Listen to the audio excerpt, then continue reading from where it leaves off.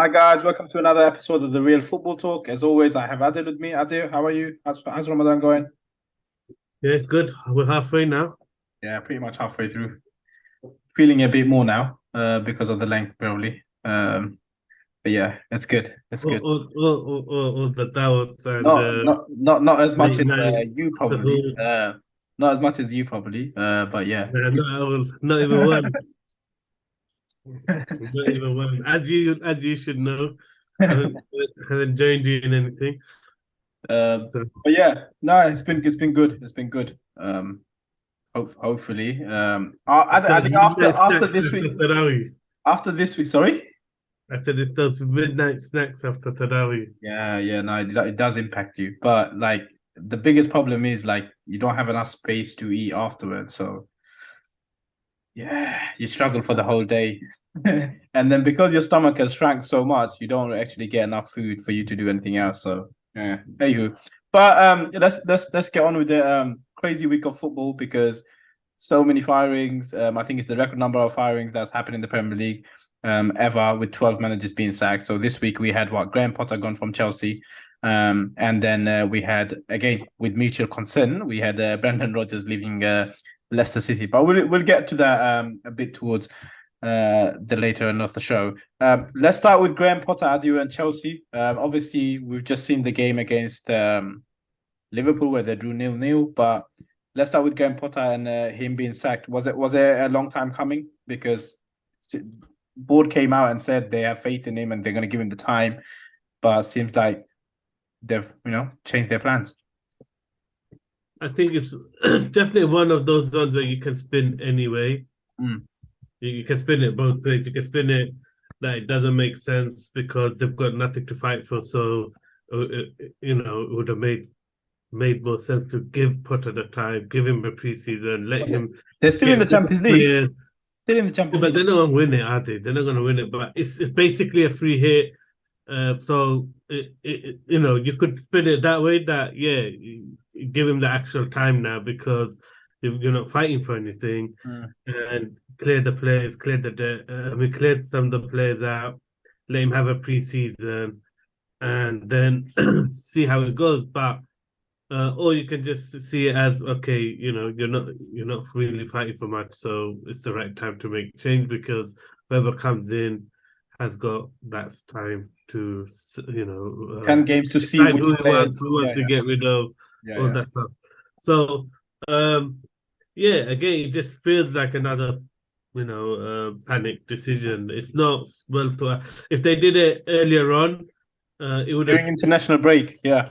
or something. It would have felt like it's not done through panic, but it does feel like they've done it without having a plan in place, which that's the bit I don't understand with many of the recent sackings, whether you call Conte or the Rodgers one we talk about later, or this one. It doesn't seem to be a plan in who is taking over or anything. So, but Adi, do you reckon it's to do with the fact that obviously Julian Nagelsmann is available and the fact that they might think that Spurs might nick him? Do you think that's probably pushed the board? Because obviously I think the sporting director, I forgot his name, Christian something, he's obviously worked with him before, Nagelsmann at RB Leipzig. So do you think that's what maybe pushed the boat a bit further?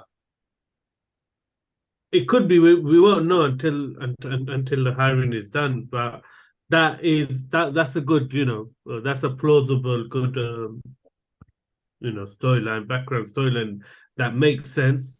But I don't think it's to do with that. I think it's purely to do with, if you are Chelsea, you just can't lose 2-0 at home to Aston Villa in the manner they did. Aston Villa looked comfortable for all the possession. Chelsea had, they just don't create clear cut chances. I mean, they have no patience. Everyone shoots from outside the box. Everyone thinks they can score 30-yarder. You got Chilwell taking shots every time he touches the ball instead of crossing or waiting for something to develop. And I could understand that in a team where you don't have playmakers, but the thing is, it's a team with only playmakers. Full of playmakers. You got Fernandez, you got you got Havertz, you got Felix, you got Mount, you name it. Ziyech, You got nothing but playmakers. The problem is you don't have anyone in the box. yeah, But you shouldn't be rushing your play when you got that many playmakers in your lineup. So I think that result was the edge. Obviously, you can feel the fans are starting to turn. They're losing the belief in and it's there's only so many times you can put up with the manager saying it's my fault. I mean, there is a lot of muddled thinking in the way he does things. I mean, why on earth it was, and it's his fault they lost. The first goal, Cucurella getting his head on it. yeah. Why is Cucurella playing as centre back As left when centre you back, have Badiashile? And what is 100%. the point of buying a world class or potential world class left-footed centre back, and then you're going to play a left back there?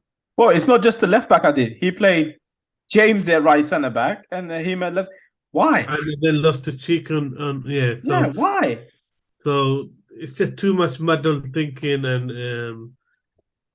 and as I genuinely still believe his biggest mistake was not playing Aubameyang, because when you look at that team and you look at the way João Felix plays, Yeah, every time he goes past a couple of players, he's just looking for someone to turn it through to. And what do? You see Havertz on the side or behind. He's just nowhere, no runs, no forward. So I just feel like that João Felix and having a predator playing on the edge like Aubameyang would have worked yeah. for them. So yeah, it's you can't say it's not deserved, but it's one of those it's such a safe sacking that you can spin it any way you want, depending on Yeah. whether you're pro Potter or not.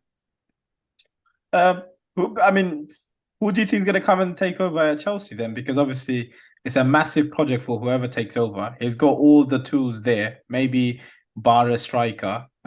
He's got everything there. So who comes in? Because obviously Uh, the people I are saying disagree. obviously. I think that that's a big job.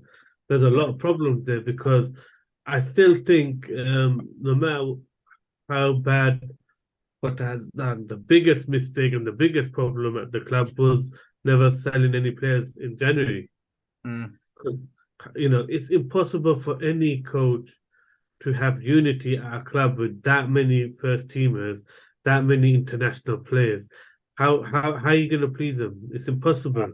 mm, And so I think still that is underlined that the biggest mistake was Bowley and the handling of the transfers. You got players that you can't register, and it's very difficult to move them on. um, yeah, and not well keep that unity. I mean, it's one thing not being able to register players, you know, that are young, but when it's players that Established. are 20 established, or you're paying crazy money for them, you can't. It just doesn't make sense. You're not giving any security to the player. So I think that's still the biggest problem. So this is a big job, because someone has to go in there and do a clear out, and then put an identity into the team, and then identify a striker that fits into that team. So I think obviously that's the only worry if it's Nagelsmann, is he's going to stick with this formula of trying to convert Havertz into a false nine, because he obviously plays a false nine system, Yeah. Nagelsmann as well. So that's going to be, Well, you the know, other name on the list is Enrique. Luis Luis Enrique. Enrique again. He doesn't work with established stars. He's one of those. He always falls out with established stars. He's one of those who likes to have youngsters and young talent, and no But real experienced players with his ego. his his his one that would fit the mark as well, because he's the established winner. Obviously he's won, I think, what, 6 trophies with Barcelona. And plus, like you said, young players. Chelsea do have a lot of young players that they've brought in, so he But would the fit that young mold. players that have egos because of the price tag, because of the money they're on, they already got a superstar mentality. Mm, So I don't know. I'm not sure if that's a good fit. And generally, I don't rate Enrique on the elite level. I mm. think even his success with Barcelona is fortunate. At a time when Madrid were very weak, so I just think, yeah, I'm not sure who they're gonna go with. Pochettino, I think, seems like a good fit for them Yeah. personally, but they might. I'd be surprised if they go for him. Why would you be surprised if they go for Pochettino? Just because of the fact of his links with Tottenham, and he's a bit he's got a bit of that Potter feel about him, doesn't he? In terms of Mm. the way he's going to be with the media, he's going to be so friendly, afraid to hasn't got winning mentality. Is going to always be safe and so. But in terms of his coaching style, it might suit that squad, but he might be too soft. He might be too close, similar to Potter, Mm. for to please the fans. So you can tell the fans want a big name. They want like a Conte type of name or a Mourinho type, because that's what they're used to. He's available.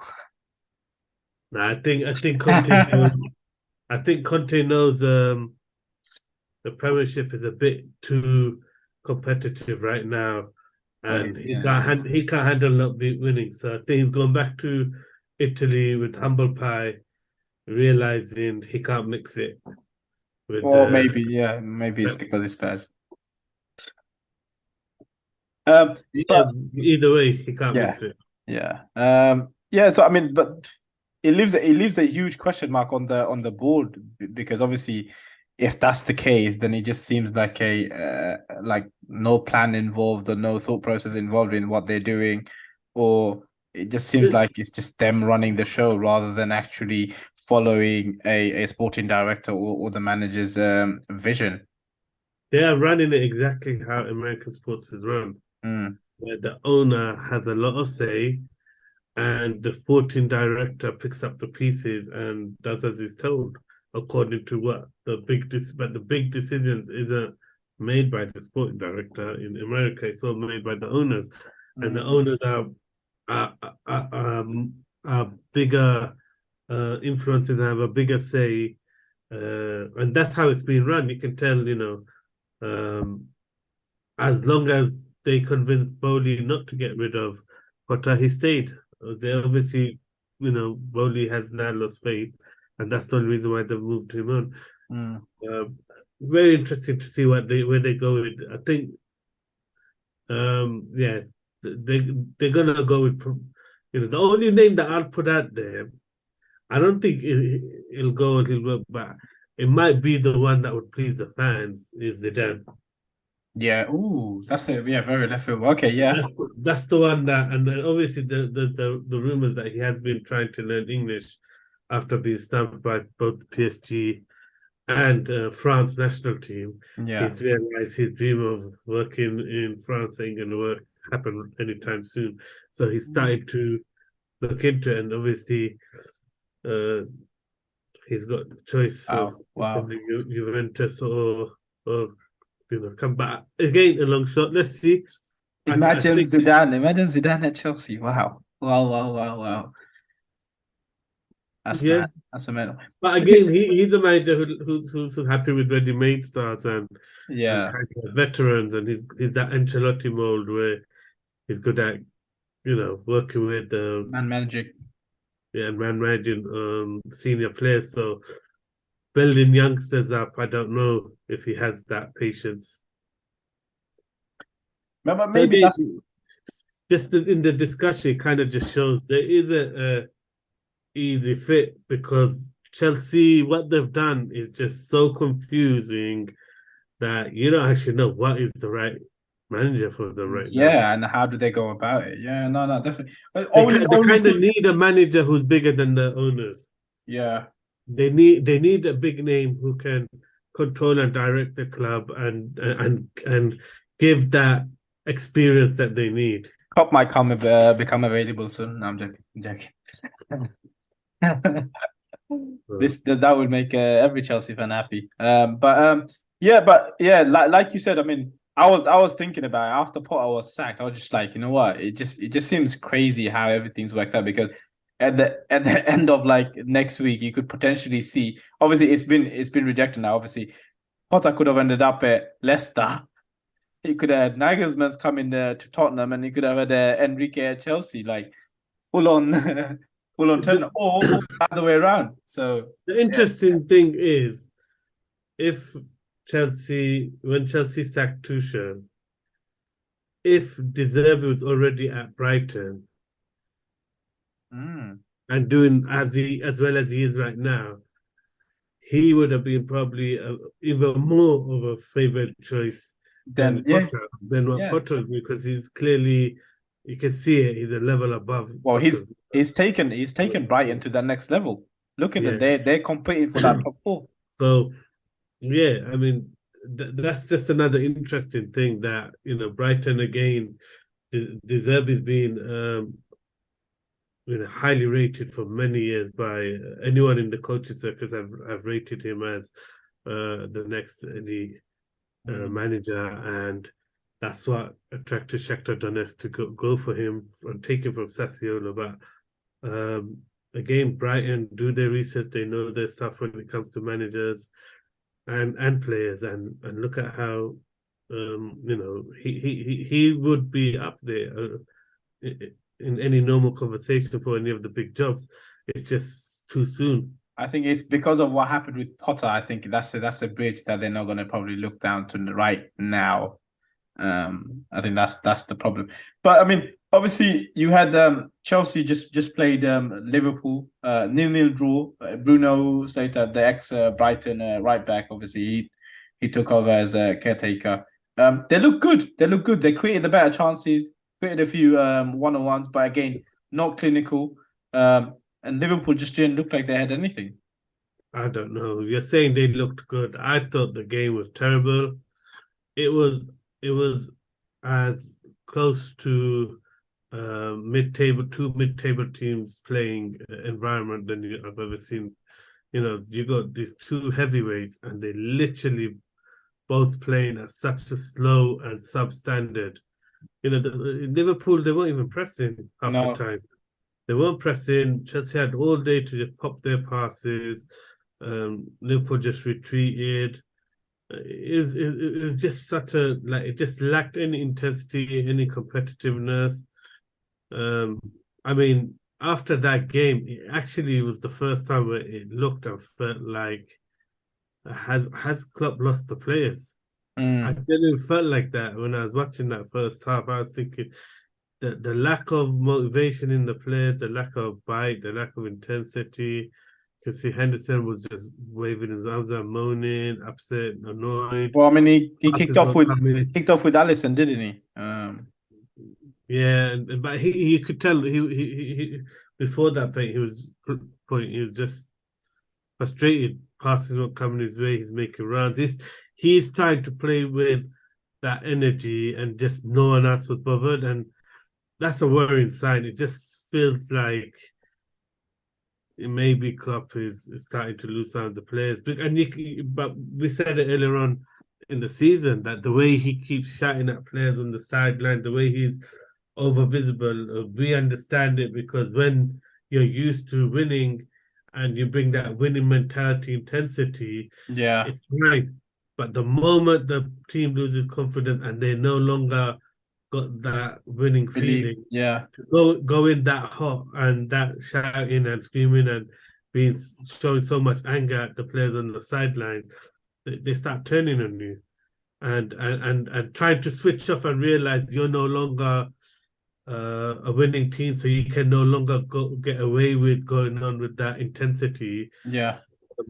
Obviously, Klopp hasn't realized, but I felt if he carried on, he would start losing the players, and it does seem like that. I Does mean, it? So does it? I mean, do you think he needs to go back to that? Maybe the first year, the second year, where as he was building the team, there was a bit more. He was building that unity, that togetherness. the hugs and the The claps hugs? at the Yeah, I end was of gonna the say the game, hugs need to come and back. and, The and, and Thiago thumbs up need to come back. Is that what's yeah. missing?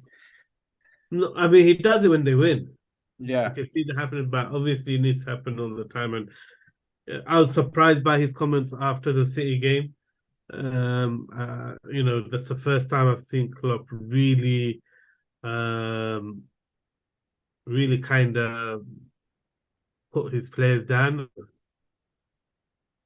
So we call it in terms of Klopp's anger and having, really shouting at the players that he may end up losing the players because he hasn't made that adjustment. Yeah. So I think, yeah, definitely this was the first time it did not look like the players were motivated to play for him. It's kind of felt like that even against City, where have we seen a game where City have dominated Liverpool more comprehensively than that on over the weekend? I don't think we have.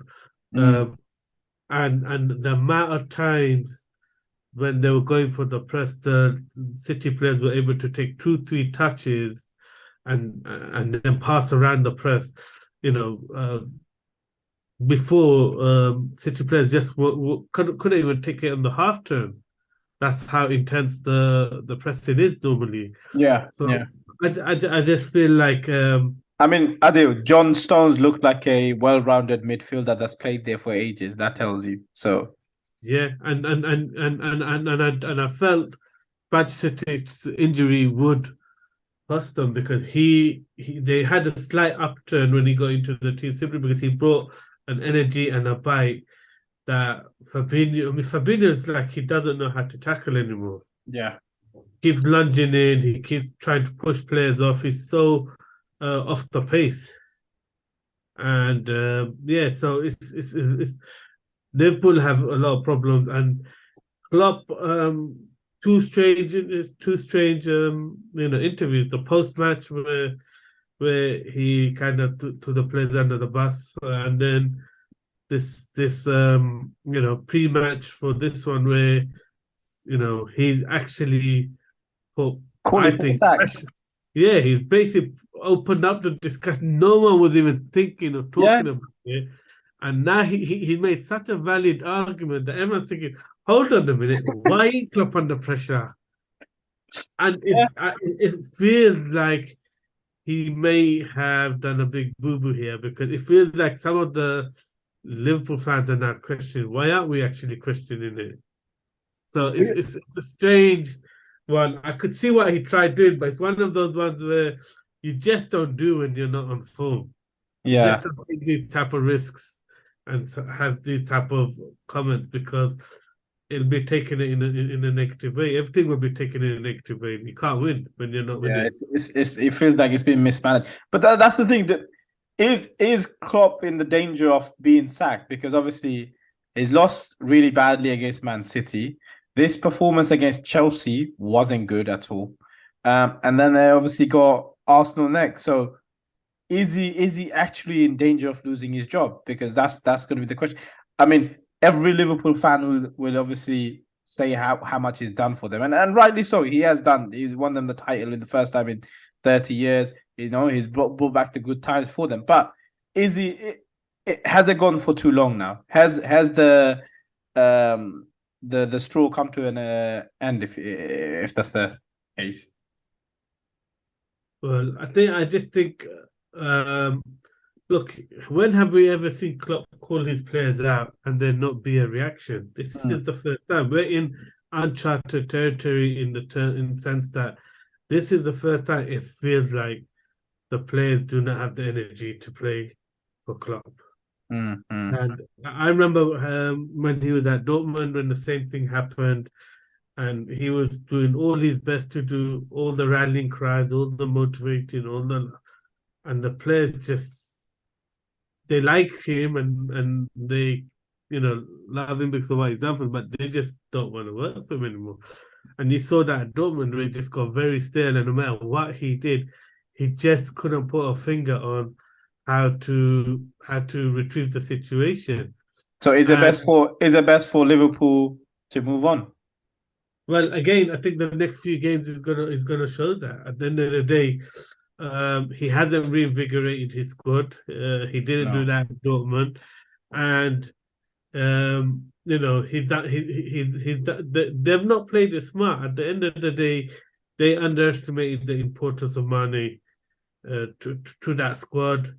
To having someone to keep that pressure on Salah and the intensity that he played with. Now you know, as good as Luis Diaz's potential is, he just hasn't got you know, his performances might be good, but he hasn't got the end product, and he I hasn't mean, got the fear factor do you know? Do that you know? Do you know what could be the saving grace for them? Is the fact that the fixtures they've got remaining is pretty much all of them who are like the bottom half of the table. So Yeah, could but at could the end of the day, they lost to Bournemouth. You know, mm, it doesn't matter who they play right now; they are not playing good football. Even when they started to go on an upward curve, a lot of the games wasn't convincing games. It's just they always got goals in them. That's the difference. mm, Is you know, Liverpool got goals in them, but you know, right now the way he's not using Nunes as much, it's like he's trying to really forced to Gakpo as one of his main players, and it he's just trying to get Shota in as false well, isn't nine it? just ain't working, and yeah, it just feels like he's not getting the best. So a lot depends on us. So maybe we're all going down the wrong way, and they Yeah. took a off game because they want to save the energy for Arsenal. I don't know. That's it. That I mean, that was going to be my next thing. Is it could it be the case? Because obviously, if you look at the Chelsea game, he rested Salah as well. So could that be the factor that they're saving up for the big game at Anfield?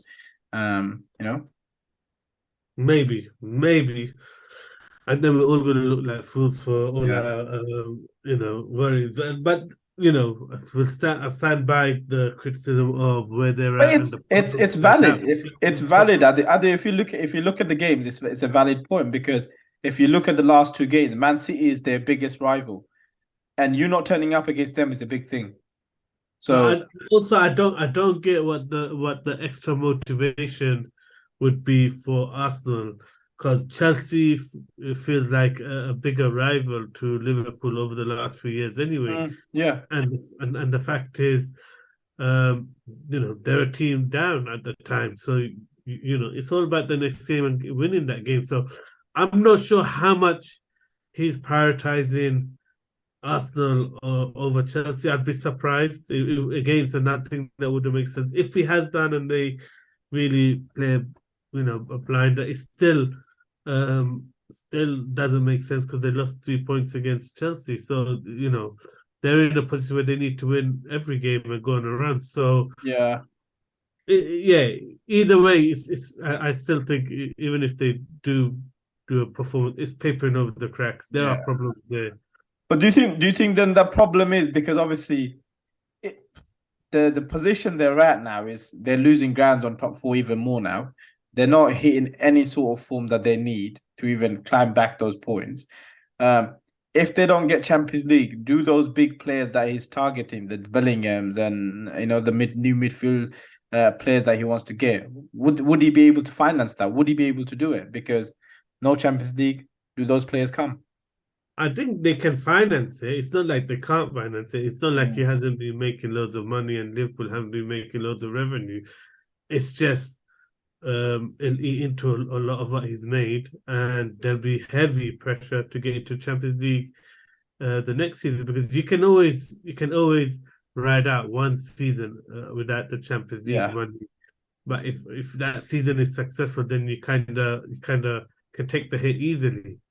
Obviously, Liverpool will be spending, and if they do spend, you know, I just think it increases everything because when you're not in the Champions League, players want more wages because they're making a bigger sacrifice to not go to a Champions League team and things. So it does complicate things more. mm. Uh, They sit so as we speak. They sit at eighth place with 43 points, and all the teams ahead of them, even like the Brightons and Newcastle, etc. They've all got game in hand on them. So yeah, so ultimately, look, it's going to be a bit like what Arsenal have done, where they need to sign players these big games, and it's going to come down to their connections and how much they convince those big players of the project, project, yeah, and then you know hope those players are willing to make that sacrifice, like Hayes did and other players have done to join Arsenal at the time. So mm, you know Bellingham or whoever else they're going for, you know they might need that. They might need them to take a punt and more go for the project rather than you know any sure signs that they're going to be competing right now because they're not. yeah. Uh, Yeah, fair point. I mean, big game in the weekend for both Liverpool and Arsenal. But talking of Arsenal, let's talk about them. Obviously, game against Leeds, 4-1 win. Personally thought first half Leeds had the better chances until the goal from Jesus. But then obviously the game changed. What did you make of it? I thought the game changed in the penalty. Mm, It still always felt like Arsenal were the better team and had things under control for all that Leeds were doing effort wise. They didn't really yeah. look like a real threat to me. Um, Had some and good chances though. Did have some of it had a good, really good one-on-one. I think it's one. Got under it, but yeah. Yeah, I think they only had one good chance. The rest were decent build-up play, but then no real end product, no Mm, real threat. And I thought, yeah, Arsenal kind of were comfortable until I thought it's quite a soft penalty. Um, I felt like he was falling down before he hit him on the knee. But it's one of those ones at the end of the day, you can't argue against it because there was contact. yeah. But it is a soft But penalty. And maybe because of the contact, obviously, because the referee is giving it, VAR can't really say it's a clear and obvious mistake. yeah, That has it's one happened of a lot of those times. ones that If the referee doesn't give it, then the VAR no probably really makes a big deal out of it because it's Mm, so soft to contact and it's already falling that. But he gave it. That's what Gabriel Jesus needed because the second half is electric. So yeah. um, you know, But do you know for me what it was is the fact that this is the difference that he makes, and a lot of people don't see that. Even though it didn't look that threatening, but Leeds did look good, and that moment or that turn that he done he changed the whole game but it's itself. that extra battling Yeah, quality yeah, because one thing you straight away noticed was he was winning balls he should never be no, winning, even in no, the first half. He's no, battling and nicking the ball off the midfielders, and he should never be doing it. And no one else was doing that, like yeah, before he yeah. came back into the team. And definitely, him and Trossard looked like they had good understanding, again, intelligent players. For the goal, And, did and you think and that was yeah, brilliant goal? and the biggest thing was that they're interchanging because Trossard is happy to come central when Jesus goes a bit Jesus, yeah. wandering around, which he likes to. He likes that freedom, and yeah, I just thought, what a big statement. You drop Saka and win three. What was it, Didn't 3-0? drop Saka. So basically, what happened? Saka didn't train for the last two sessions because of illness. So he wasn't really fully fit to be playing. So I think that, and I mean, if you got Trossard, then yeah, you could give Saka a rest and save his legs for the next It's game. still a big statement because, Yeah, like you said, it was a convincing game. So it could have, up until the penalty, it could have been like Mm, just like they go into half time, yeah, nil yeah, nil. That whole yeah, Saka question where he's clearly well enough to play, but they're not going to risk it. Um, would could have backfired really, or people could have started asking more questions at half time. But they go 1-0 up, no one even talks about it or thinks about it. Second half, they just blow yeah. Leeds away. First 10 minutes just killed the game, literally. Yeah, just think very opportune time to get the penalty. It was quite Yeah. soft, but again, that's what good players do. They win Mm, penalties, they win fouls, they win decisions, and Jesus is known as one of the better ones mm. at doing things like that. So I mean, in terms of their chances, obviously that made them go 8 points clear of Man City, but Man City have a game in hand. Um, as an Arsenal fan, you would think that game against Liverpool was the one that they could potentially drop points, but they actually destroyed Liverpool. So yeah, I mean, it seems like they're hitting the peak at the right time. They're peaking at the right time.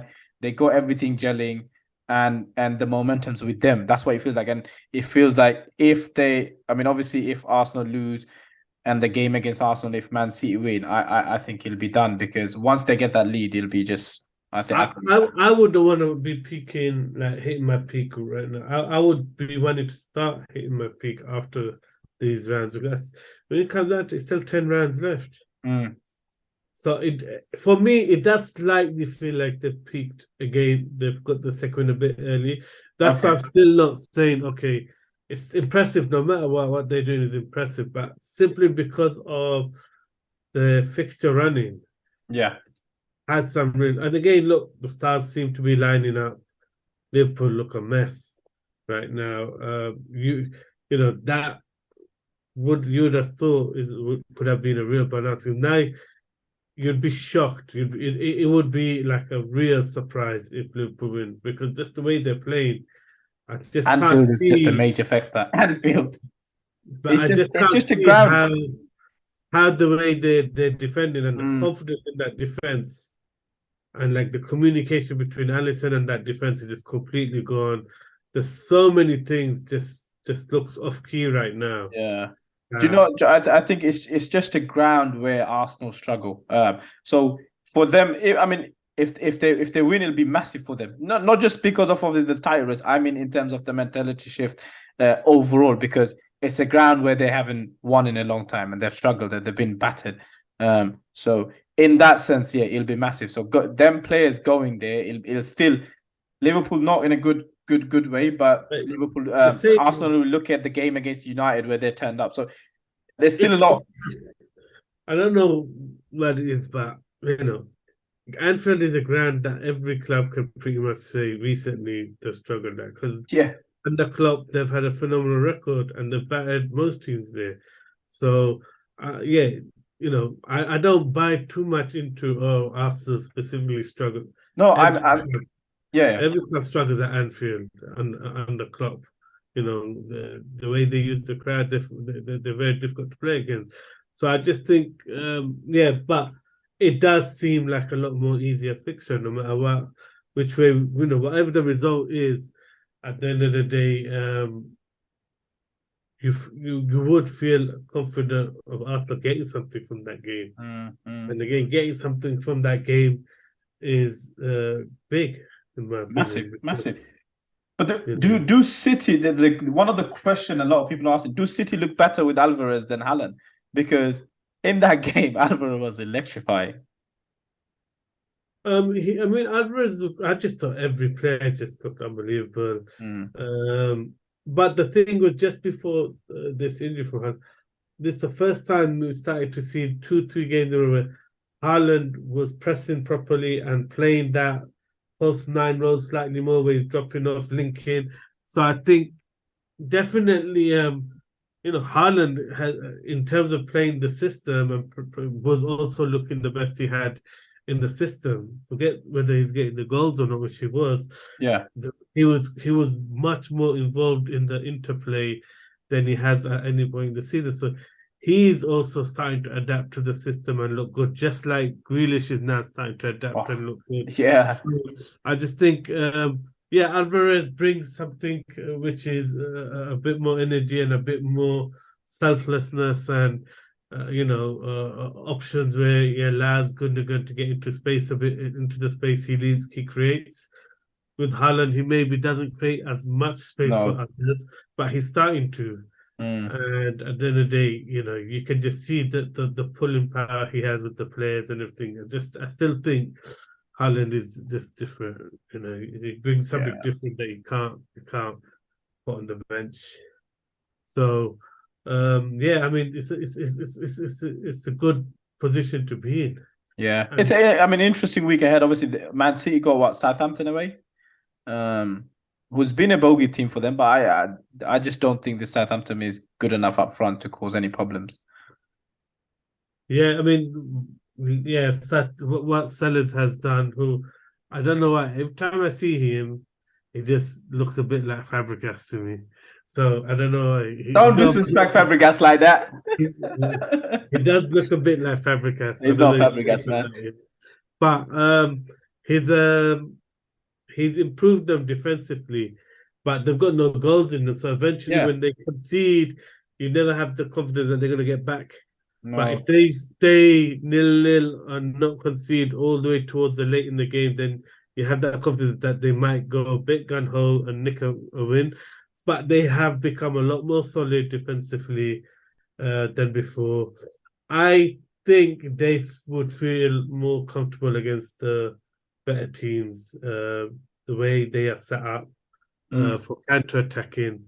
I think Southampton will find it more comfortable against the better team. They're very much setting up for counter-attacking style. So, but obviously City are a different beast altogether. Yeah. They don't give you much chances for counter-attack because they hug the possession and the counter-pressing is so good. So I do think Southampton will create some chances, but they won't have the quality to put them away. No, that's going to be the issue. And ultimately, eventually, City will break through. So I'm not sure if it's going to be the avalanche that everyone would predict and put Haaland as their captain. I'm not sure. I do think Southampton have improved defensively. That's fine. I did no FPL tips, please. Okay. Yeah. But I can't, not when I'm below you. um, let's move on, obviously, because we covered the games against this weekend coming up. I mean, let's move on to top four because it's a battle everywhere. Everywhere you look in that table, it's a battle, Adim. Because you look at obviously top two, then you look at the top four race. There's like 5-6 teams in there, similar points or gameless, and it's crazy. And Man United with a really good position seems like to be drawn into that race, especially after the loss against Newcastle. Yeah, I think the accumulation of games before the international break did start to hit them. And the thing is, what they were doing well all the way was Ten Hag was improvising. Every game he's improvising, but it's got to the point where the improvisation has gone to third and fourth choice, and some really strange, partnerships he's having to go with because of the amount of injuries or amount of suspensions they have to deal with, or players coming back, and so it just feels like it's a step too far against Newcastle. The amount of improvisation he's trying, and in a way, he outthought himself. Yeah, because he's gotten so used to winning it through tactics that he's relying on it now. I don't know. I did Lost their not. identity. I did not agree with that. The thing that he tried doing with McTominay to Mark Guimaraes. I think that was just completely wrong. To push it forward that much and dropping Fernandez that deep. It gave the wrong message because they literally played as if McTominay wasn't on the pitch. Yeah. Every time Bruno Fernandes got the ball, it's like he didn't trust to play or use McTominay, so they went long straight away. Yeah, and they went back to that one-trick pony of just trying. Our only way to score is just to hit Rashford in behind. Yeah, counter attack. Just keep hitting Rashford. It was like that one-trick pony move, and yeah, it was a bit disappointing. Because of really Ten Hag said completely the opposite, where he wanted to he recognized they might have one game without playing well, and he wanted to go back to building up their play and going back to their principles and basics. Because when you're having that accumulation of games, and he's obviously got certain players he won't rest because the team needs them so much. It did come down to tactics, staying in games and winning it through tactics. And I was happy when he recognized that and was talking about going back to building a base and a foundation. But we didn't see it because he started off the match with tactics. And do you think the Scotland result played into his head a bit because of McTominay's 2 goals? I think the Fred traveling to Brazil and back was the main reason, because we saw in the cup final, Fred was from midfield man marking Guimaraes. So it's not why not just get Fernandez to do it? Because Fernandez plays that position anyways. I know might not be as disciplined, but then just get Fernandez to do it because Fernandez puts a shift in. I think they tried that. They did try that in the first game they played in the season. And Fernandez didn't do well, So Guimaraes is so clever. And the thing is, when second half you saw it though, they went to Fernandez, and who makes the run that actually, that was the first time there was a bit of quality in the cross. Guimaraes, yeah. And is Guimaraes? Where was Fernandez? Nowhere to be seen. When he tried getting away from McTominay in the first half, he couldn't because McTominay followed him everywhere. So yeah, the answer to your question is the first goal. That's why Fernandez ain't good enough to do it. Yeah. I mean, but Newcastle looked so good, and that atmosphere was just electric. I think the atmosphere, It was something else. It was the something else. hunger, the determination of the players, despite, you can see how much it meant to them. I mean, every single one of them, we owed them one. It was personal. Yeah, yeah. And they were ready to go to war against Man United, and that's why it looked even more embarrassing. It was because they didn't even need to go to that level to beat this United team. I mean, that's how there much could have been United. there could have been 2-3-0 up within the first 20 minutes. I mean, De Gea. But there is a soft underbelly to this United team, and obviously after show the Sky Sports stats show it away from home against the bigger team, they do capsize because they still have a lot of players that lack that fight and the character. The worry is Ten Hag, and I don't know if he's doing it deliberately to expose it, or he's making the mistake of not realizing it. It's hard to tell, but he has done the thing of leaving a player out there and exposing them when they're struggling, just to make the point. And he did that against Liverpool when they were struggling. He left some of the players that are struggling the most on, and that's why the humiliation continued. And it felt like he might have been doing the same thing again when he took off Martinez and Varane. It's like Dallo just was poor the whole I swear, time. do you know when he done that? I was like, no, this is like self-sabotage because what are you doing? Yeah. That's what came to my head. As soon as I saw that, I was like, this is self-sabotage. It's like he wants to lose 2-3-0. I'm like, what is going on? What is he doing? So I don't know if it's he trusts his players, and that's why he's keeping on. Or is he kind of exposing them by highlighting it more? What do you make of Shaw coming out again and again calling them soft and they don't have any fire, and obviously, well, he's a leader. He's a leader in the team now, so he can get away with saying that because of the fact that.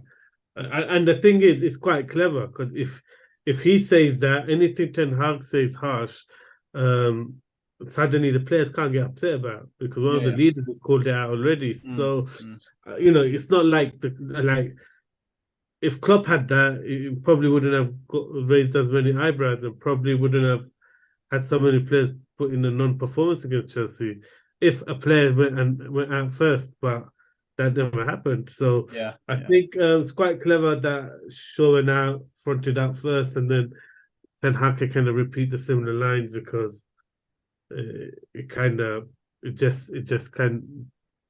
really say much. One of the leaders of the team is calling the players out.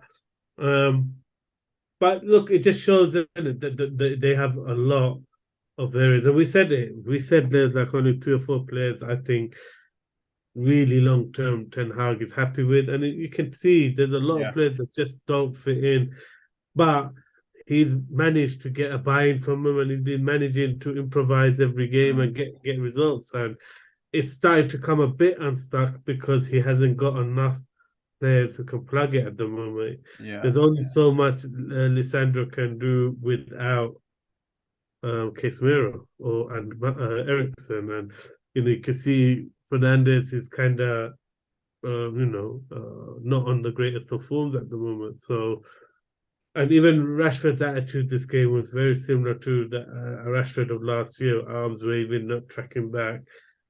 So I don't know if you noticed, but a lot of Newcastle's attack was down the right hand side, and there was I actually felt sometimes I felt sorry for Luke Shaw because he was actually left exposed if you look at it pretty much a lot of the time, and a lot of people are saying why is Luke Shaw? But what can Luke Shaw do? He's getting doubled up, 3 players. What is he meant to do?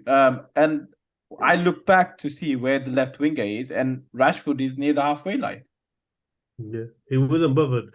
But the thing is, I have seen Ten Hag play that way. Play that. I mean, against Arsenal, he kept instructing Anthony not to track back, Mm. and because the equalizers, the goals, all the attack happened from that left hand side, United's right Yeah. against Arsenal. So I don't know if that's specific instruction, but um, every time United have come up against 4-3-3, they've really struggled. And only two times they managed to get a result or perform well, which was against Barcelona. And I think the game before that, I can't remember who it was. It might have been Leeds. Someone they were really struggling. I can't remember who it was. And that's when he made the change of playing Weghorst in the 10. The In only the 10, yeah. time Man United have played well against 4-3-3 this season is when Weghorst has played in the 10. Why? Because suddenly the midfield can't press because they're too preoccupied with trying to physically manhandle Weghorst Yeah. and dominate the 10 position, which they wouldn't do if Fernandez or anyone else is there. They'll just press and control the counter pressing, and United don't have the ability to play the ball out. So yeah, even before this game, I felt it was going to be very difficult simply because they every time they come up against 4-3, they get outplayed. In the cup final, they got outplayed. They just won. They had the winning mentality to get the goals. Yeah. I mean, but you have to give a lot of credit to Newcastle. Turned up, bit of a revenge. Third on the table now, Adil, with 2 games in hand against Tottenham. So they're right in there for Champions League spot. But yeah, I think the pendulum switched back again.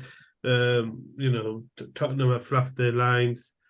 Everyone else who we thought might do well, you thought might do a run, and I said I don't trust those teams to do a consistent run like Liverpool. Are proving they're not got the ability to put a run of games together. And the only one that I said worries me that could do it potentially is the only one that looks like they might, which is Brighton. Right, and yeah. Because they just look like a team that has the confidence to maybe have a go at it. And they probably won't make it. No. But they'll make a good deal of it. They'll make a right Well, thing of it because put it this way, I wouldn't be surprised if they ended up fifth no. with the way they're playing, the confidence in which they're playing. The Yeah, unity. I can see them pip Tottenham to fifth. I can see that because again Tottenham. I don't know if you watched the game out there against Everton. They got dominated by Everton. 10 men Everton. I know they got the goal from the penalty, but they were still getting dominated by Everton, and they had 10 men. Yeah, there was a distinct lack of fight in their team as well. It was a bit like the last game where they conceded 2 late goals against Southampton. Yeah, it just felt a bit like that, where they just lacked that punch and that bite. And there's only so much Harry Kane can do, really. Yeah. He's got the player set off. He scored the penalty. He's the only real threat, only one really putting a physical presence about there. Yeah. And I just think, all these teams, like I said, the teams that have just done recent sackings, you just question what is the actual plan. Because at least with Crystal Palace, they had a plan. They were always going back to Hodgson, who's a safe bet. They had something lined up. They had a plan. Then they had a line that Well, if it gets crossed, Palace is what three games away from being safe. Three wins away from being safe. But then it's so smart because they played Vieira against all the top teams, and then bring Hodgson back for all the relegation team battle. So he's not playing against the top teams hardly. I think they've got one of the easiest run-ins.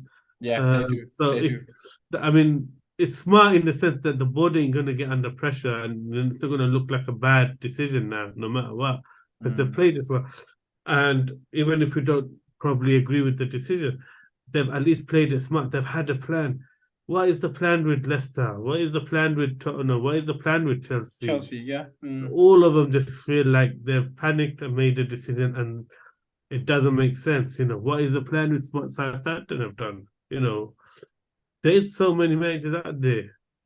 Even with Leeds, and at least with Leeds, they Well, stuck to their plan, as in they stuck to the type of manager and the that's what I was profile gonna and say. the Yeah. style that they're building towards. So they didn't sacrifice But that. they went for the first one, they didn't get it, but they had a list of people that they were going for. So Yeah, there was a plan there. It's not like yeah. these guys where there's no plan involved. They had a plan there. They didn't It get their just first wasn't choice, second choice. executed well, but they eventually got Yeah. the fifth choice. But that fifth choice still stuck with the direction and the way they've been building this squad. They haven't completely turned, direction Yeah. like maybe some of the other teams have done in Well, their you look history. at They you might look not at have anything lined up. you look at Leeds, I do in the last 5 games, 2 wins, 2 losses, and 1 draw. So they're already looking like they're close to being safe because what they're on 29 points now, Yeah, right with Crystal Palace.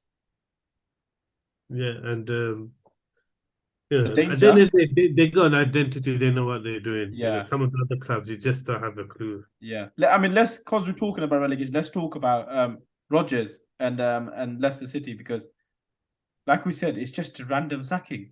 I I, just I I can't. don't know if it's that, but it had a lot of similarities to Conte in the sense that we've with both of these managers, we said early on it feels like they've waved the white flag and they don't want to be there. Adi, we And called they've them. kind We of just called them back in stayed, October. We called them back yeah. in October to be sacked.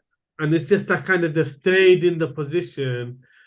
And you always felt like that real commitment wasn't there, that real desire wasn't there. And it's just, motion and, time, letting time go by and waiting for the moment. And at the end, I think probably the Leicester board were the last people to realize it, that Rodgers Do you just think they've hasn't got panicked? the commitment and the energy. I don't think it's out of panic. I just think with them, they've come to a point where they've realized the squad just ain't responding to Rodgers. Mm. And he is making strange choices like Soyuncu. They've had, how are you going to play a marquee for the whole season ahead of Soyuncu? They come to the point where whatever's going on between them two, the Prem battle and staying in the Prem is more important. So I just think there's too many strange decisions being made where Yeah. even the squad don't back it. And the thing I don't get about all of these is who they've picked as the coach coming in. It's always someone who is like a disciple of the mind that just left, like Exact. Bruno Yeah. Salto. Like he knows nothing but what Graham Potter has taught him. So you don't actually see much difference or change in anything. Well, again, and Conte, and then you keep his right hand Stellini, man. yeah. So what's Bellini. really So changing? yeah. You're better off just keeping that manager. It's the same idea, same starting lineups, same everything. So yeah, So who's going down for you? Because again, another blow to Nottingham Forest because they lost to Leeds. They haven't won a game in 5. Seems I like got a feeling. I tell you what, Steve I Cooper's think under pressure. Steve Cooper might be the next one to get sacked. That's what I was gonna say. It Steve feels Cooper's like really under pressure. he's lost momentum big time. And I thought they made a mistake in signing again too many players because they started to hit form before Yeah, January, yeah. and it was the time to settle the squad and just they've they've done the same mistake as Chelsea in terms of signing so many players that they no longer can register everyone. No. And how can you get a buy-in from your players when you start to hit form, you start to get results, you're in mid-table, and then you go on another huge recruitment drive, and then deregister signings you've just signed in the summer, and then you don't get clubs come in for them, and then you have to loan them out to the MLS and they're not bad players. No. Who's it? Lewis O'Brien is a really good player. He wasn't performing terribly for them. So I just think another club that maybe got a bit too greedy, trying to go too fast with their ambitions, look to long term before they secured their short term. And yeah, a lot of similarities with the mistakes that Chelsea have made is with Nottingham Forest. And he's under big pressure because you can tell he's probably lost the squad and they've gone with too many of these Brazilian tiki-taki type of players at the wrong time when you need that fight still. Well, their We running had is a lot of injuries. their running is just it's just horrendous. I just don't know where they're going to pick up points from because you look at it, they got Aston Villa away, United, then Liverpool, Brighton, Southampton, Chelsea, Arsenal, Crystal Palace. And the only good thing is the fans are still with him. But Yeah. I'm not sure the way everyone is panic sacking. Um, you know, maybe Well, he's apparently odds-on favorite to get sacked next. So, and the pressure. Apparently, the rumors out there was that today, if he lost, which he has, that he's going to get sacked. so we know what we'll be talking about next week, We know possibly. what we'll be talking about next week. Another sacking. Yeah, Yeah, it's crazy. But again, it's very much like the American culture where, everyone sacks at the same time, one after the other, and just replaces it with someone else. And I'm not sure. I'm not I sure. think you know what. Just looking at this, every week it changes, man. Every week I'm like it's like blowing my mind because of how the teams just surprise you with performances. Because all of a sudden, I mean, Southampton, you can pretty much dead set say that they're done 23 points because all the other teams have at least scored like apart from Leicester are on 27, 28, 29 points, which is almost a 4 points, 5 points gap. Um, it yeah, Leicester. I mean, I mean, it's, Leicester. it's bad. It's bad news. All these sackings is bad news Yeah, for the teams like Bournemouth and all of them because at the end of the day, these other squads like Leicester, like Nottingham Forest, they do have stronger better squads. So squads. if they Yeah. end up getting that manager bounce, it could be enough to plunge those teams that Well, seem all to be those, making a fight of it. I think all those teams And need the back. just 3 wins. They need 3 wins from the last 10. No, if everyone, all of those teams win three from the last 10, then it's going to be six from the last 10 they I need don't, to win. I don't think all of them will do it. But yeah, You don't know. I don't know. There's enough of them struggling, and enough of them that are inconsistent to say a lot of them could keep picking up points. yeah, It's just it's like you're not gonna say at any point Wolves, Leeds, um, um, Leicester, any of those teams are actually gonna run away from it and really get out of trouble. no, Even Everton, you're not gonna confidently say they're definitely getting out of trouble because they're drawing still a lot of games. They're not winning, they're drawing. Yeah, great fight back, but it's a draw still. They're not getting away. mm, So other than Crystal Palace, who had a buffer, they might be the only one that will actually just not get sucked into it. The rest, I just think every other week is going to be a different team picking up points, and it's going to be momentum shifts every week. and the thing is, there's a 6 pointer every single week. There's Yeah. a 6 pointer every single week. You know, you look at these Oh fixtures. gosh, don't tell me we're gonna have to put up with the sacking every week now. I The, think hi- that the all the new hirings are under already on their last chance. listen, I think the only two left is potentially is David Moyes and Steve Cooper. I think all the other sacking is done. I think. Wow. I don't think any. I think those are And the and two. and I can see both of those clubs pulling the trigger at some point. Yeah, that's what It's I'm saying. continuing. Like you can tell the Moyes has been spoken about getting the sack for time. Yeah, yeah. Cooper is already on that line. So just them losing a couple of those 6 pointers might be enough. Well, I mean, West Ham managed to get a good win against Southampton, so that gives them a bit of a breather. So, but yeah, but if they lose one of the other two 6 pointers, then that's it. All right, Again, forget. you're not gonna read too much into winning a scraping a 1-0 against Southampton. Southampton were the better team, especially in the second half. Yeah, So first half West Ham were good. First half West Ham yeah, were good. They did look better. so Yeah, we're not gonna buy too much into them. this bottom 8 teams is just it's ridiculously hard. It's ridiculously hard to call. At the end, it's going to end up being the ones we said at the beginning, anyway. It's probably gonna end up with that. But it's going to be it's the season of all the first team coaches managing their teams in the relegation. Every first team coach is all the main managers sacked, and the first team coaches have taken over. Yeah. Good point. But I mean, again, another thrilling week of football. A thrilling week of sacking as well. Potentially, we might have another one next week, like we called it with Steve Cooper. We hope not, because we like Steve Cooper. But yeah, thank you for watching, guys. As always, please make sure you like, share, subscribe, and leave us a comment of your thoughts of the games of the week. And we'll see you soon. Thank you.